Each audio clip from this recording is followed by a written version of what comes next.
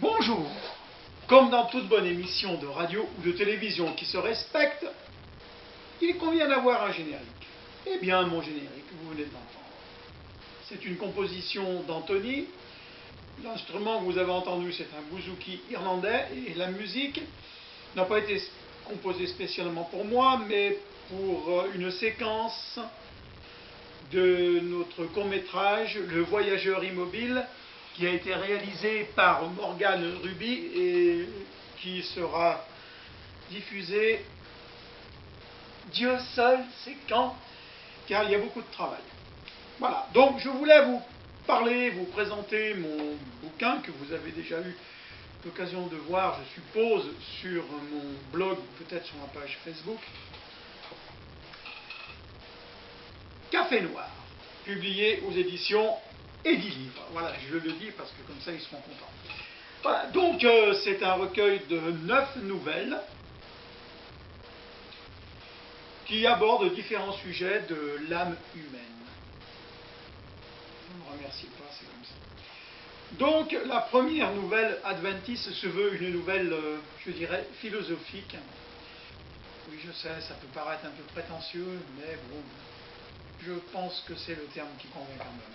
Voilà, donc il s'agit de l'histoire d'un jeune homme qui est dans un bistrot, qui boit un coup avec ses copains, ils ne savent pas trop quoi faire, et puis arrive une jeune femme, une jeune fille, qui leur parle, et partant de là, le jeune homme va finir par se rendre compte qu'il existe, qu'il a un moi, et que ce moi, il faut qu'il le travaille pour arriver à être quelqu'un.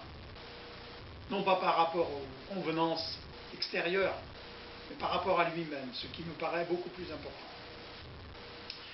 Voilà.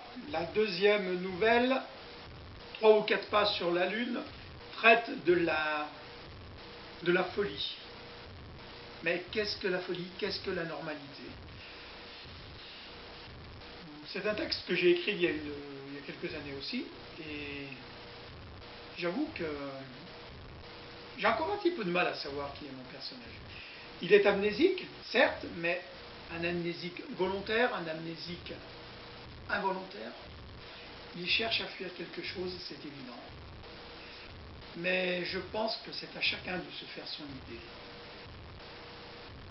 Je crois que être écrivain, guillemets, c'est ça aussi, c'est laisser au lecteur la possibilité de s'identifier à quelqu'un, à quelque chose, à une situation donnée, et de voir cette situation avec ses yeux à lui ou à elle.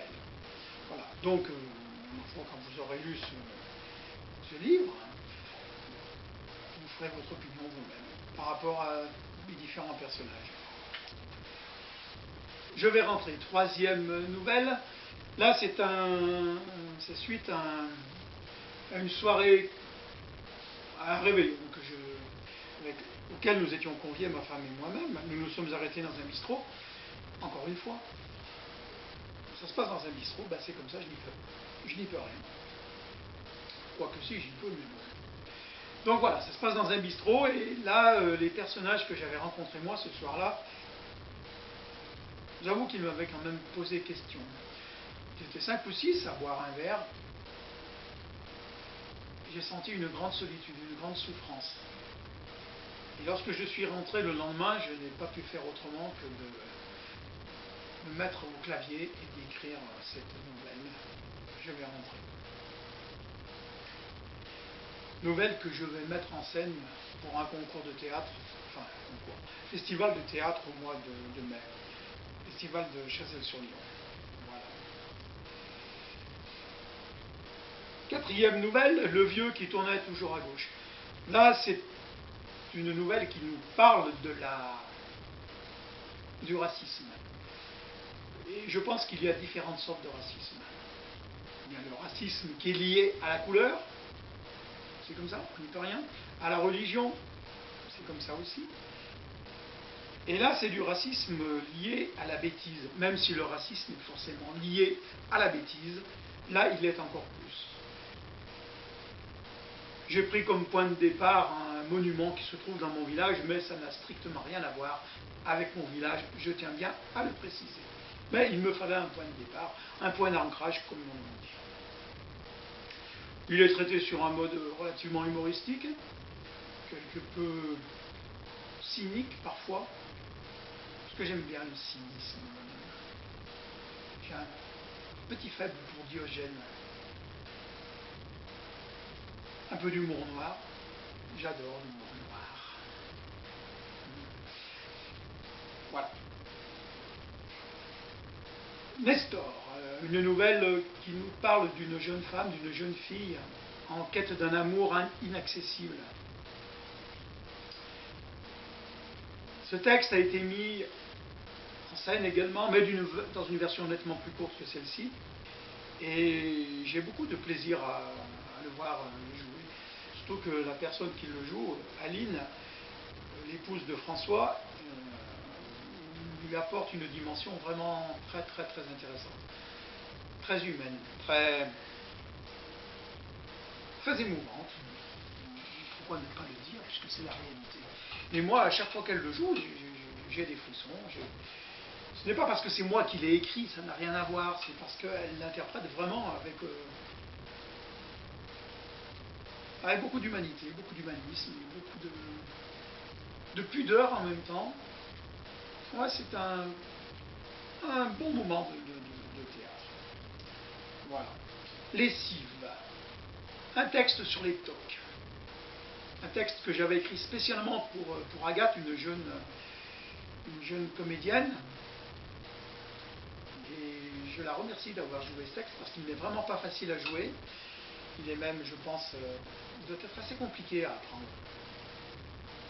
De l'humour, un peu noir là aussi, même si c'est une question de lessive. Mais vous comprendrez pourquoi c'est de l'humour noir quand vous le lirez.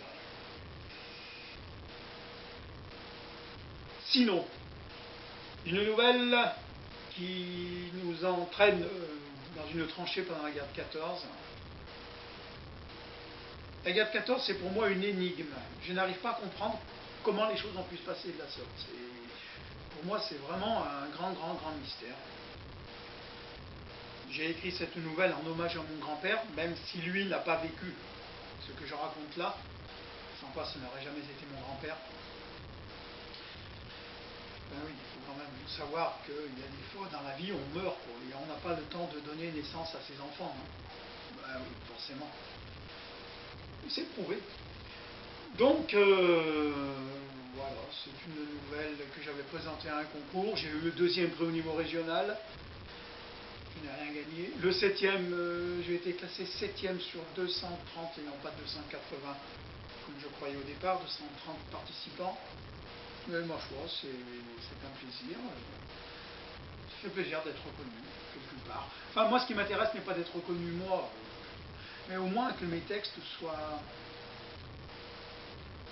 appréciés par un maximum de gens.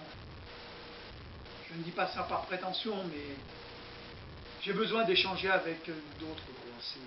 C'est bien d'avoir des émotions, de les vivre, mais si je peux les échanger avec quelqu'un d'autre, c'est d'autant plus enrichissant. Voilà.